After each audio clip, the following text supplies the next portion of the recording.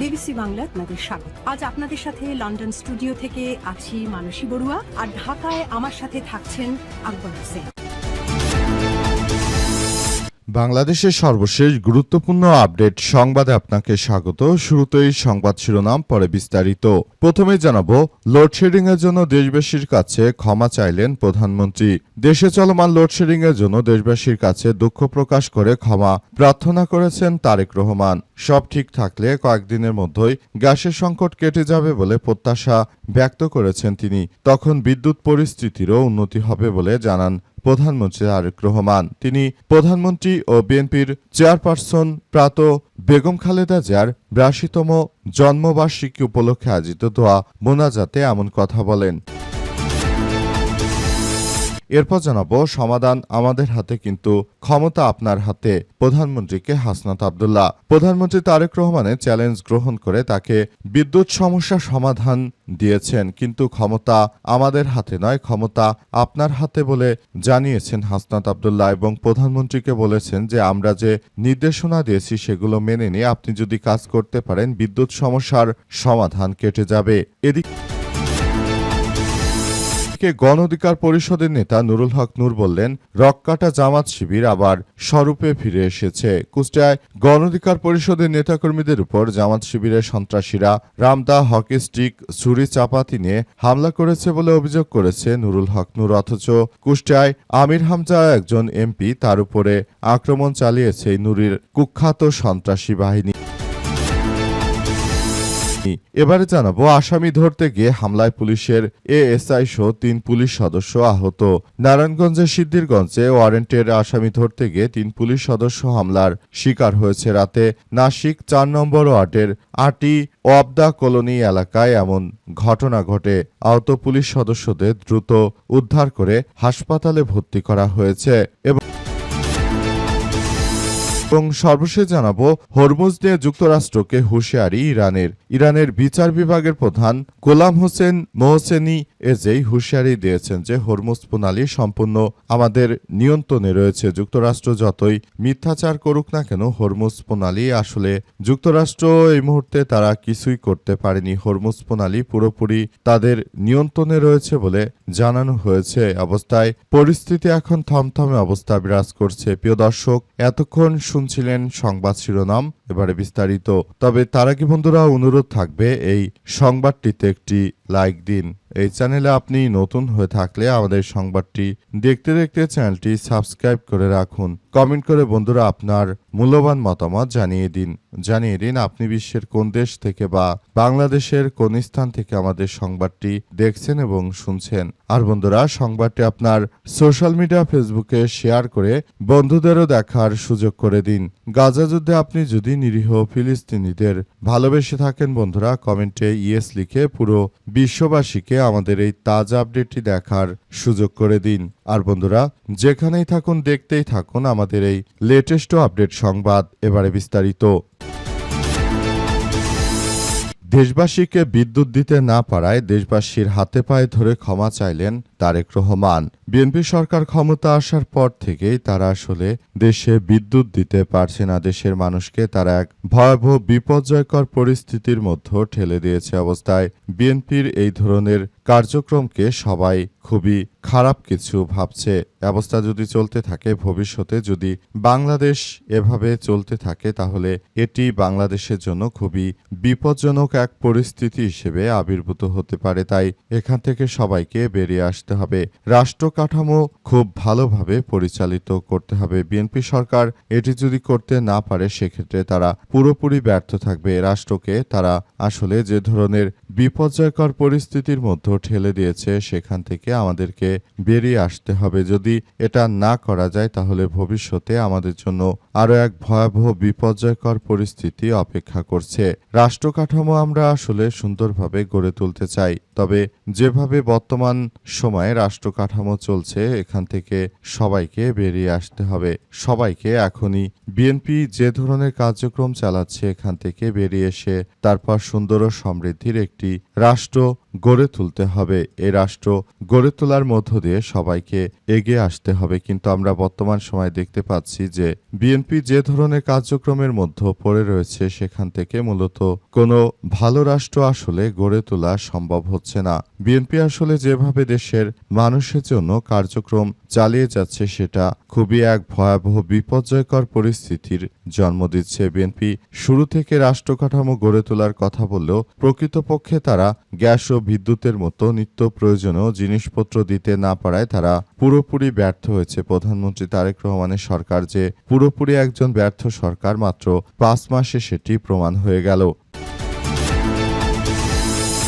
সমাধান আমাদের হাতে কিন্তু ক্ষমতা আপনার হাতে, বললেন হাসনাত আব্দুল্লাহ। প্রধানমন্ত্রী তারেক রহমানের চ্যালেঞ্জ গ্রহণ করেছেন বাংলাদেশের ক্যাপ্টেন হাসনাত আব্দুল্লাহ। তিনি প্রধানমন্ত্রী তারেক রহমানকে কঠোর হুঁশিয়ারি দিয়ে জানিয়েছেন যে তারেক রহমান আসলে যে চ্যালেঞ্জ ছুড়ে দিয়েছিলেন সেই চ্যালেঞ্জ মোকাবেলার জন্য পুরোপুরি প্রস্তুত। এনসিপি এবং এনসিবি সে অনুযায়ী প্রস্তাবও দিয়েছে। এই প্রস্তাবনা অনুযায়ী বাংলাদেশে সবকিছু সুন্দরভাবে পরিচালিত করতে হবে। দেশের অভ্যন্তরে সবকিছু কার্যক্রম চালিয়ে যেতে হবে বলে উল্লেখ করা হয়েছে। প্রধানমন্ত্রী তারেক রহমান তিনি বাংলাদেশটাকে আসলে কিভাবে এই কার্যক্রম থেকে বেরিয়ে নিয়ে আসবেন সেটি তার ব্যক্তিগত ব্যাপার। কারণ প্রধানমন্ত্রী তিনি যেভাবে কার্যক্রম চালিয়ে যাচ্ছেন সেটি বাংলাদেশের জন্য খুবই এক বেদনাদায়ক ঘটনা হতে পারে। কারণ বাংলাদেশে তিনি ক্ষমতায় আসার পর থেকেই সারা দেশে বিদ্যুৎ ও লোডশেডিং এতটাই বেড়ে গিয়েছে যে সাধারণ মানুষ এখন সরকারের প্রতি আর কোনো আস্থা রাখতে পারছে না। সামাজিক যোগাযোগ মাধ্যমে একটি স্বনামধন্য পত্রিকার পোলে আমরা দেখতে পেলাম যে তারেক রহমানকে নিয়ে ইতিমধ্যেই সবাই লেখালেখি করতে শুরু করেছে যে প্রধানমন্ত্রী তারেক রহমান এই মুহূর্তে তিনি যেভাবে রাষ্ট্র পরিচালনা করছেন তাতে করে তার উপর কেউ আসলে আর বিশ্বাস স্থাপন করতে পারছে না। প্রধানমন্ত্রী তারেক রহমান তিনি পুরোপুরি একজন ব্যর্থ প্রধানমন্ত্রী হিসেবে তিনি রয়েছেন। সুতরাং তার প্রতি এখন আর জনগণ কেউ আস্থা রাখতে পারছে না। প্রধানমন্ত্রী তিনি যদি নিজে সবকিছু সুন্দরভাবে গড়ে তুলতে পারতেন তাহলে হয়তো সবকিছু এক ধরনের কার্যক্রমের মধ্য দিয়ে যেত। কিন্তু তিনি সেটি না করার কারণে দেশের অভ্যন্তরে এখন যে ধরনের ভয়াবহ এক বিপজ্জনক পরিস্থিতির সৃষ্টি হয়েছে সেখান থেকে বেরিয়ে আসতে হবে। আর বিদ্যুৎ সমস্যা সমাধানের জন্য হাসনাত আব্দুল্লাহ তাই এই প্রস্তাবনাগুলো দিয়েছে। প্রধানমন্ত্রীকে উদ্দেশ্য করে তার চ্যালেঞ্জের পাল্টা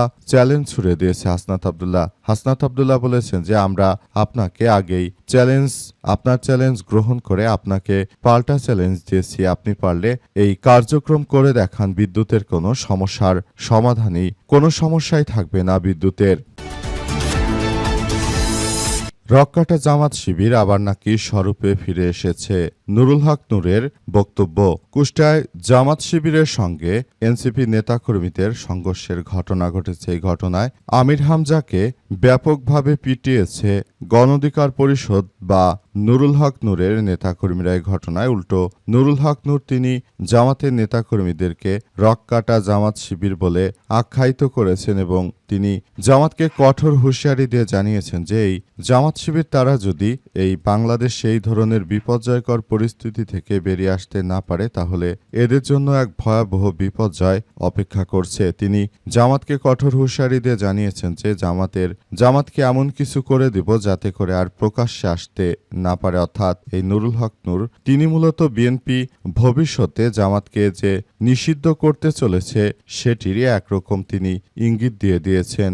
এর কথা হচ্ছে যে জামাত শিবিরকে মূলত বিএনপি আওয়ামী লীগের মতো একই কায়দায় নিষিদ্ধ করে দিতে যায়। সেটি আজ প্রমাণ হলো নুরুল হক নূরের কথায়। তিনি মূলত দায়িত্ব গ্রহণের পর থেকে জামাতের উপর ব্যাপকভাবে ক্ষিপ্ত। রাশেদ এবং নুরুল হক নূর দুজনই জামাত শিবিরকে নিয়ে অনেক মিথ্যাচার প্রোপাগান্ডা ছড়িয়েছে, এজন্য সামাজিক যোগাযোগ মাধ্যমে এদের দুজনকে দেখা গিয়েছে। তাদের বক্তব্যগুলো খুব দ্রুত ভাইরাল হয়ে যায়, কারণ তাদের এই বক্তব্য শুনে দেশের মানুষ খুবই বিনোদন পায়। নতুন করে এই ধরনের কার্যক্রম শুরু হওয়াতে সবাই আসলে গণ অধিকার পরিষদের এই নেতাকর্মীদের উপর আর আস্থা রাখতে পারছে না। কুষ্টিয়ায় আমির হামজা হচ্ছে নির্বাচিত এমপি, তার উপরও হামলা চালিয়েছে এই গণ অধিকার পরিষদের সন্ত্রাসীরা। অথচ নুরুল হক নূর অভিযোগ করেছেন যে তার দলের নেতাকর্মীরা নাকি খুবই ইনোসেন্ট এবং তারা এই ধরনের কোনো ঘটনার সঙ্গে যুক্ত নয়। অথচ তার দলের নেতাকর্মীরা এইসব ঘটনার সঙ্গে পুরোপুরি যুক্ত ছিল। তিনি আসলে পুরোপুরি ব্যর্থ হয়েছেন বলে ধারণা করা হয়। গণ অধিকার পরিষদের নেতাকর্মীরা যদি জামাতের নেতাকর্মীদের উপর আক্রমণ না করত, তাহলে আর এই ধরনের কোনো কিছু হতো না। এটা শুধুমাত্র হয়েছে গণ অধিকার পরিষদের নেতাকর্মীদের এই ব্যর্থ কার্যক্রমের জন্য, যেটি আসলে কোনোভাবেই গ্রহণযোগ্য হতে পারে না। আসামি ধরতে গিয়ে হামলায় পুলিশের এএসআই সহ ৩ পুলিশ সদস্য গুরুতর আহত। নারায়ণগঞ্জের সিদ্ধিরগঞ্জে ওয়ারেন্টের আসামি ধরতে গিয়ে ৩ পুলিশ সদস্য গুরুতর আহত হয়েছেন। আজ রাতে ৪ নম্বর ওয়ার্ডের আটি অব দ্য কলোনি এলাকায় এমন ঘটনা ঘটে। পুলিশ সদস্যরা হলেন সিদ্ধিরগঞ্জ থানা পুলিশে কর্মরত সহকারী উপপরিদর্শক এএসআই স্বপন কনস্টেবল হানিফ মনির। বিষয়টি নিশ্চিত হওয়া গেছে। এই ধরনের ঘটনা আসলে যেন না ঘটে, সেটি সবাইকে গুরুত্ব সহকারে দেখভাল করতে হবে। বাংলাদেশের বিভিন্ন জায়গায় দেখা যাচ্ছে যে বর্তমান সময়ে পুলিশের সদস্যদের উপর অনাকাঙ্ক্ষিত আক্রমণ চালাচ্ছে এক শ্রেণীর সন্ত্রাসীরা। তারা মূলত দেশের আইন শৃঙ্খলা পরিস্থিতি বিঘ্নিত করতেই এই ধরনের ঘটনা ঘটাচ্ছে। পুলিশের সদস্যরা তারা মূলত যেভাবে কার্যক্রম চালাচ্ছে দেশটাকে সন্ত্রাসী মুক্ত রাখার জন্য, সেটি বর্তমান সময়ে খুবই গুরুত্বপূর্ণ এক বিষয় হিসেবে দাঁড়িয়েছে। এ সময় সবাই আরো বেশি সতর্ক এবং সাবধান থাকতে হবে। পুলিশ সদস্যদের আসলে যেভাবে একটি শ্রেণী তাদেরকে লক্ষ্য করছে, তাদেরকে টার্গেট করছে, এটা আমাদের পুলিশের সদস্যদের জন্য খুবই এক দুঃখজনক ঘটনা হিসেবে দাঁড়িয়েছে। অবস্থা চলতে থাকলে সবাইকে আরো বেশি সতর্ক ও সাবধানতা অবলম্বন করতে হবে। সবাইকে বিষয়গুলো নিয়ে খুবই গুরুত্ব দিতে হবে।